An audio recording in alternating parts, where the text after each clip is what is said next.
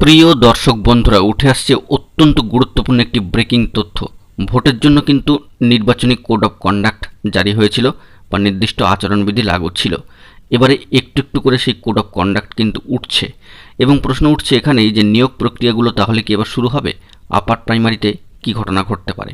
অবশ্যই এখানে ভিডিওর মধ্যে সবটাই আলোচনা করার চেষ্টা করছি, যতটুকু তথ্য সংগ্রহ করতে পেরেছি। অবশ্যই ভিডিওটিকে সম্পূর্ণ শেষ পর্যন্ত শুনে নিয়ে বোঝার চেষ্টা করবেন, কারণ আর্জেন্ট ভিত্তিতে এই ভিডিওটা আপনাদের জন্য কিন্তু ক্রিয়েট করতে হচ্ছে।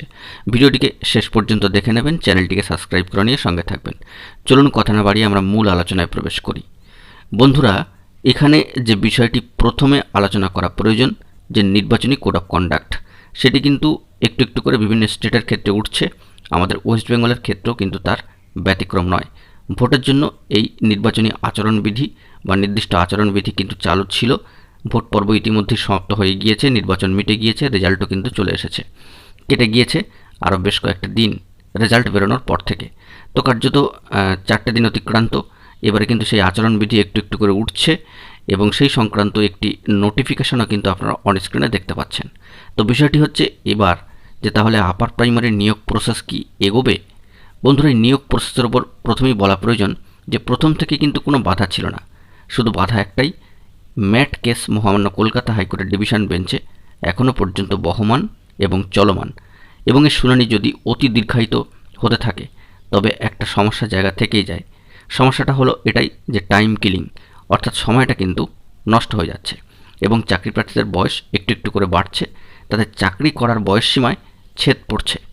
কিন্তু বিষয়টি হচ্ছে এরকম যে মহামান্য কলকাতা হাইকোর্টের ডিভিশন বেঞ্চে যতক্ষণ না পর্যন্ত ম্যাট কেসের নিষ্পত্তি হচ্ছে ততক্ষণ কিন্তু এভাবেই চলতে থাকবে। তবে সবথেকে বড় বিষয়, এই নিয়োগ প্রক্রিয়ার উপর আর কোনো ধরনের কিন্তু কোনো জট নেই।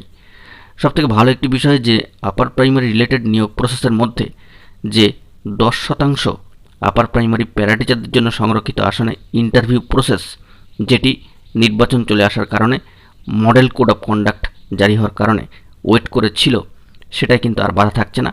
এবারে স্কুল সার্ভিস কমিশন সময় মতো নোটিফিকেশন করে জানিয়ে দেবে সেই ইন্টারভিউ প্রসেস চালু হবে কবে থেকে, অর্থাৎ নতুন রিশিডিউলের ডেট। কিন্তু ম্যাট কেসের পরিসমাপ্তি না হওয়া পর্যন্ত এবং মহামান্য কলকাতা হাইকোর্টের তরফ থেকে একটি যথাযথ নির্দেশাবলী বা অর্ডার না আসা পর্যন্ত এই যে joining process, second phase counselling এবং পরবর্তী ক্ষেত্রে আরও কয়েকটি প্রসেস শুরু করা কিন্তু কোনোভাবেই যাচ্ছে না। তাই স্কুল চুজ করে যে সমস্ত প্রার্থীরা 8,900 মতো প্রার্থী প্রায় বসে রয়েছেন, তাদেরকে কিন্তু অপেক্ষা করতেই হচ্ছে। এটা একেবারে বাস্তব সত্য। এবং এই মাসের শেষে 28শে জুন, অর্থাৎ এখনও পর্যন্ত আরও 20টা দিন কিন্তু বাকি তাদেরকে ওয়েট করতে হবে শুনানির জন্য, এবং সেখান থেকে কোনো কনক্লুশনের জায়গা তৈরি হয় কিনা সেটাও লক্ষ্য রাখতে হবে। তবে আর 2 থেকে 3টে হিয়ারিং কিন্তু দরকার। তাই অবশ্যই এই মামলা জুলাই মাসের দিকেও কিন্তু পা বাড়াতে পারে, সেরকম একটা সম্ভাবনার খবর উঠে আসছে। তাই আপার প্রাইমারি নিয়োগের যে মূল প্রসেস, সেটি যে হঠাৎ এখন করে চালু হয়ে যাচ্ছে তা কিন্তু নয়, বা তেমনটা ভাবার কারণ নেই। তবে মামলা বর্তমানে ভালো জায়গাতেই রয়েছে এবং যথেষ্ট স্ট্রং পজিশনে কিন্তু রয়েছে।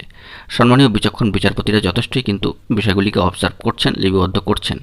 কিন্তু আপার প্রাইমারি 10% সংরক্ষিত আসনে প্যারাটিচার বন্ধুদের জন্য আপার প্রাইমারি রিলেটেড যে ইন্টারভিউ প্রসেস, যেটার জন্য কমিশন চূড়ান্ত মাত্রায় প্রস্তুত ছিলেন, নোটিফিকেশনও জারি হয়ে গিয়েছিল, কার্যত নোটিফিকেশন দিয়ে এটাকে পেন্ডিং করা হয়েছে যে ভোট পর্ব চলবে এবং নির্দিষ্ট আচরণবিধি চালু হচ্ছে, সেটি কিন্তু এবার ধাপে ধাপে চালু হওয়ার একটা সম্ভাবনার জায়গা তৈরি হচ্ছে।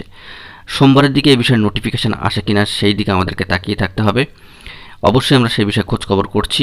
আপার প্রাইমারি নিয়োগ জট একটু একটু করে কাটবে, নিয়োগের যাবতীয় প্রক্রিয়াগুলি একটু একটু করে বাই প্রসেস অনুযায়ী সিস্টেমেটিক ওয়েতে চলবে। নির্বাচনী আচরণবিধি অর্থাৎ কোড অফ কন্ডাক্ট কিন্তু একটু একটু করে উঠছে। বন্ধুরা, এই বিষয়ে বিস্তারিত তথ্য সংগ্রহ করতে পারলে আরও আপনাদের মাঝখানে তুলে ধরবো। আপাতত এইটুকুই, যেটুকু খবর সংগ্রহ করতে পারলাম একেবারে তথ্য সহযোগে আপনাদের সামনে তুলে ধরার চেষ্টা করলাম। ভিডিওটি ভালো লাগলে লাইক, কমেন্ট ও শেয়ার করে সকলকে দেখার সুযোগ করে দেবেন। এখন এই পর্যন্তই। গুরুত্বপূর্ণ আপডেটগুলি পাওয়ার জন্য অবশ্যই এখনই চ্যানেলটিকে সাবস্ক্রাইব করে নিয়ে সঙ্গে থাকবেন। ধন্যবাদ।